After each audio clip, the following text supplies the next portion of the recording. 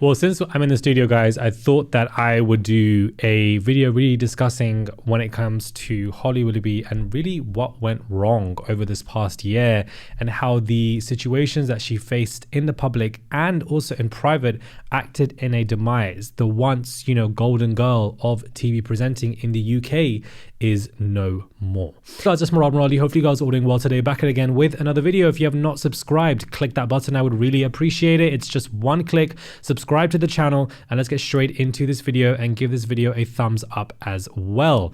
I think, in my opinion, a lot of this actually did start from Q-Gate. Now, Q-Gate was a scenario where Holly and Phil were accused of jumping the queues. Everybody else was waiting to see the Queen. She had just passed away, and the fact that they had jumped the queues, whereas other presenters like Susanna Reid or anybody else was seen waiting in these long queues, they had jumped the queues and expedited everything, and these pictures then came out and people did not like what they saw. We would never jump a queue. That's probably got to be one of the, if not the most profound moments of my life. I couldn't agree more. Being there to see something like that was... Especially as these two presenters are people that we see every single day. A lot of people do watch the show. I personally don't. I don't have the time to watch it, but a lot of people do watch This Morning. And so they felt quite abandoned by the people that they'd been watching every single day, that they had jumped this queue. And of course, it took people in a very personal position. Now, to me personally, I don't think it's that serious, but I'm not a big royal fan anyways. But of course, a lot of people in the UK took it to heart and they were relentless with how upset they were with Holly and Phil. Now, when they spoke about it, they decided to create a video to just explain what they were doing, and Holly was narrating it, and that video didn't really make any sense. The rules were that we would be quickly escorted around the edges to a platform at the back. In contrast, I think that was the crux of the issue here, is that they basically just explained that, well, we were doing X, Y, Z, we didn't jump the queue, that's not what we're going to do.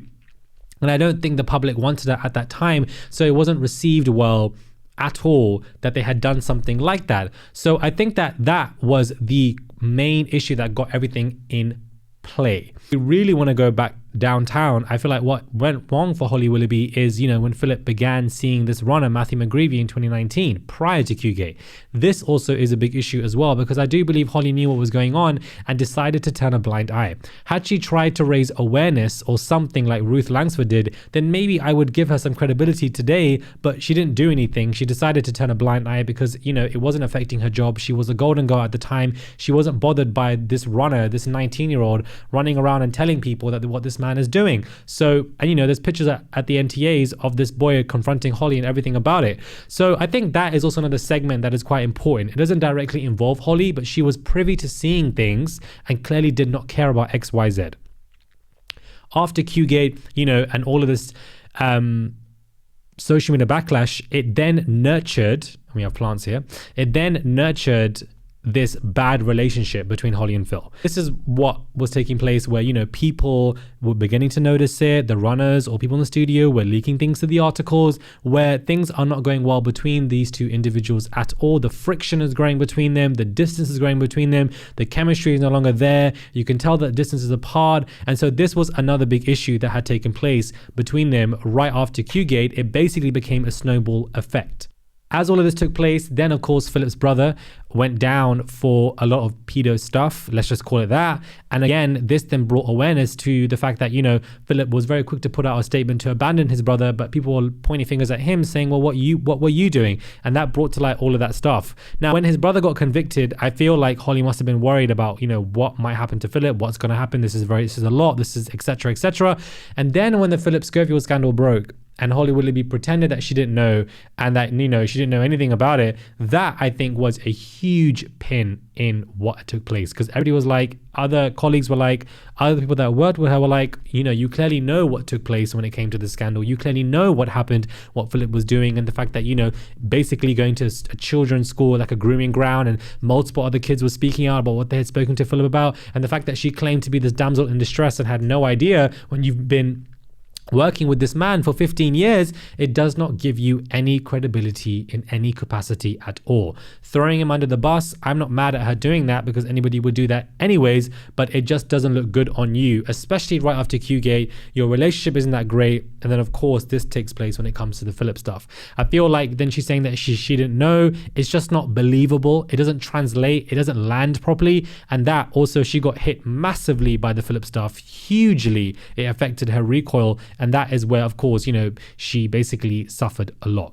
Now, she overcame that just about, and she was still presenting on This Morning, but of course the viewer ratings was very low. She was at the NTAs again, they weren't nominated. Also, when her face was shown on TV, she was booed. So again, it clearly shows that people are upset with her, that she did know stuff and that she's trying to get away with it, and it just, people aren't buying what she's trying to sell, unfortunately. Clean up on aisle 3, 4 and 5 because nobody's buying on those aisles what she's trying to sell. A girl who was the golden girl to then being booed at an award show, is quite significant, unfortunately. So that, I think, expedited even more for her. This inquiry is yet to come out. We don't know what this inquiry is about to be. We don't know what's going to be said. So, who knows? But I feel like this all then led up to this kidnap plot. Now, again, this kidnap plot, to me, I'm not buying it, unfortunately. To me, it just seems very, very... It just seems very, very odd to me, this kidnap plot. I feel like it's I'm not saying I don't believe it, but I do feel like it comes across as, let me try to grab some sympathy from the crowd and the public before I make my way. That's what it kind of gives me, because somebody's trying to kidnap you.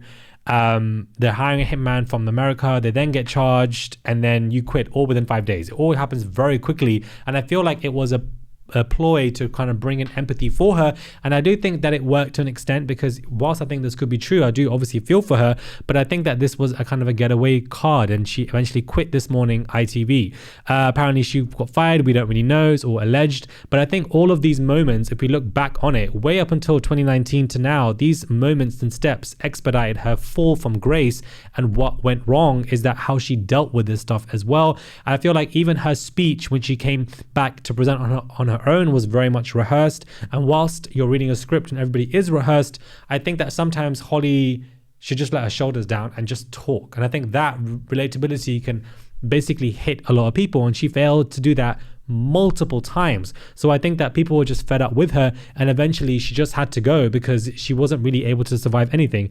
And Eamon Holmes did predict that. So I just wanted to do a video just to really look back at everything in the past couple of years of what led to Holly's downfall, and if she's able to even get back up, because considering, the BBC are not really going to employ you, I think Holly will be fine. I think that she will continue to present. I think that she will survive and have a good career, be on other brands, platforms, or just game shows. I think that she will be okay. But I think her heyday is over. I think her prime time is over, and I think that she knows that as well, and that came with the Philip Schofield stuff. Do let me know your thoughts are when it comes to this video, guys. Subscribe to the channel, click that button for daily and consistent content. I would appreciate it. Just wanted to do this quick video. Subscribe, and I'll catch you guys soon for another video.